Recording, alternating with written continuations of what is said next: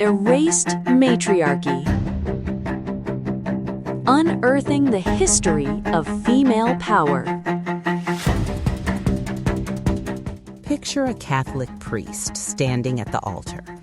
You see a man alone, solitary. We are taught that his celibacy is a spiritual sacrifice, a way to emulate Christ's purity. It feels timeless, doesn't it? Yeah, I mean, they're married to the church. That's the whole point. It is now, but here on Erased Matriarchy, we look at what came before the rules we take for granted. Because for the first 1,000 years of Christianity, that priest wasn't standing there alone. Standing right next to him, often holding the chalice, was his wife. Wait, his wife? At the altar? Absolutely. In the early Middle Ages, clerical marriage wasn't just tolerated, it was the norm. These women had titles. The wife of a priest was a presbytera. The wife of a bishop was an episcopa. They weren't hidden away in the rectory kitchen. They were prominent figures who managed church estates and wielded significant influence over the community. I always assumed the celibacy thing was, well, in the Bible, written in stone. It's definitely not in the Bible. Peter, the first pope, had a mother-in-law, which means he had a wife. No, the shift didn't come from scripture. It came from accounting. By the 11th century, the church was becoming the largest landowner in Europe, but they had a massive problem. Let me guess. Corruption? Worse, inheritance. You see, when a married priest died, he wanted to leave his assets to his sons. That included church lands, houses, and revenues. The wealth wasn't staying inside the institution. It was leaking out into private families. The church was literally bleeding land. Ooh, so it wasn't about sex, it was about real estate. Precisely. They needed to stop the assets from walking out the door. So Pope Gregory VII and his successors launched what we call the Gregorian reforms.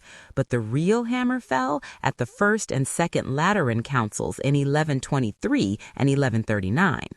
Okay, so they just banned new marriages? If only it were that gentle. See, banning future marriages wouldn't solve the immediate problem of all those heirs waiting for their payout, so the Council of 1139 did something radical. They didn't just forbid marriage, they declared that existing marriages were null and void, non-existent. They just canceled them? Can you even do that? They did.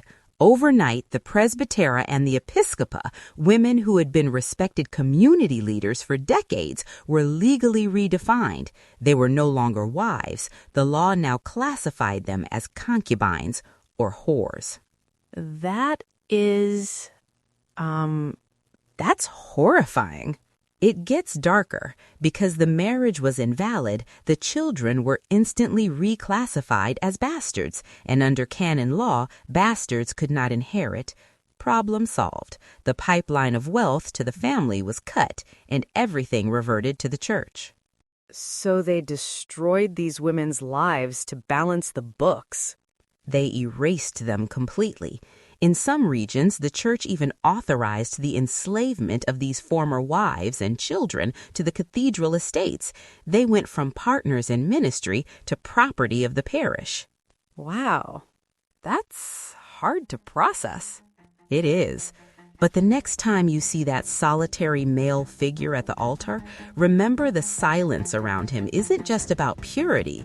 It's the echo of a legal maneuver designed to ensure that the church, and only the church, kept the deed to the land.